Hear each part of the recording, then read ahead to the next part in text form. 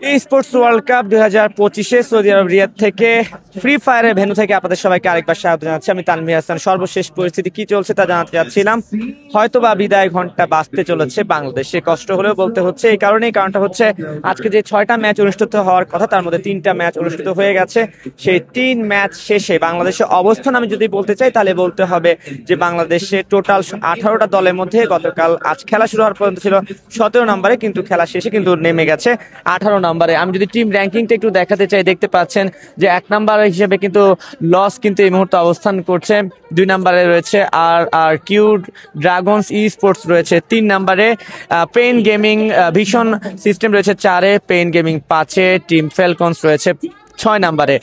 এটা হচ্ছে টোটাল আজকের পারফরমেন্সের কথা, কিন্তু সবগুলো ম্যাচ মিলিয়ে তা যদি বলতে চাই তাহলে কিন্তু 1-এ আছে লস, 2-এ আছে টিম ফ্যালকন, 4-এ আছে টিম ফ্যালকন, 6-এ আছে পেন গেমিং, 8-এ আর কিউ, মুভি স্টার আছে আর7-এ এবং আমাদের RHK টিম কিন্তু এই মুহূর্তে অবস্থান করছে 18 নম্বরে।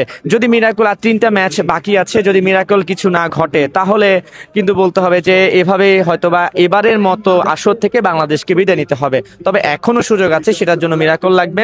খেলা শুরু হওয়ার আগে কিন্তু কথা ছিল যে বাংলাদেশকে আজ এই 6টা ম্যাচ থেকে কমপক্ষে 70 পয়েন্ট অর্জন করতে হবে। সেক্ষেত্রে বাংলাদেশ 3টা ম্যাচ থেকে অর্জন করেছে 15 পয়েন্ট, অর্থাৎ বাংলাদেশকে বাকি 3টি ম্যাচ থেকে যদি কমপক্ষে 55 থেকে 60 পয়েন্ট অর্জন করতে পারে তবেই বাংলাদেশের পক্ষে এখনো সুযোগ আছে সেরা 12তে অবস্থান করে আজকের মতো এখানে বিদায় না নিয়ে পরের রাউন্ডে ওঠার সুযোগে টিকে থাকার। কিন্তু সমর্থক যারা আছেন, দর্শক যারা আছেন কিংবা যারা স্পোর্টস বোঝেন তারা বলছেন যে এটা বেশ অসাধ্যকর একটা ব্যাপার। তবুও বাংলাদেশ প্রথমবারের মতো স্পোর্টস ওয়ার্ল্ড কাপে এসেছে, খেলেছে, তারা চেষ্টা করে যাচ্ছে, সেটাও কিন্তু কম কিছু না। এবং আরেকটা বিষয় হচ্ছে যে ভালো দলগুলো কিন্তু আজকে বেশ মার খাচ্ছে, যেটাকে আমি ফ্রি ফায়ারের ভাষায় বলতে হয়। যেমন আমরা দেখেছি টিম ফ্যালকন আজ কিন্তু শুরু থেকে অতটা সুবিধা করতে পারেনি যতটা প্রথম দিনে খেলায় করেছিল। আমরা কিন্তু এই মুহূর্তে দেখতে পাচ্ছি যে টিম RHK কিন্তু বেশ মনোযোগ দিয়ে খেলা শুরু করেছে, অর্থাৎ 4 নাম্বার ম্যাচটা কিন্তু আবার শুরু হয়ে গেছে। অর্থাৎ বাংলাদেশকে টিকে থাকতে হলে এই 4 নাম্বার ম্যাচ, 5 নাম্বার ম্যাচ এবং 6 নাম্বার ম্যাচে কিন্তু কমপক্ষে 55 থেকে 70 পয়েন্ট অবশ্যই অর্জন করতে হবে, নয়তো কিন্তু এই ম্যাচে টিকে থাকা, এই রাউন্ডে টিকে থাকা আর সম্ভব হবে না। আর দর্শকদের কথা যদি একটু বলতে চাই যে বাংলাদেশের বেশ পরিমাণে দর্শক আজ এখানে এসেছেন, তারা বাংলাদেশকে সমর্থন জাগানোর চেষ্টা করেছেন।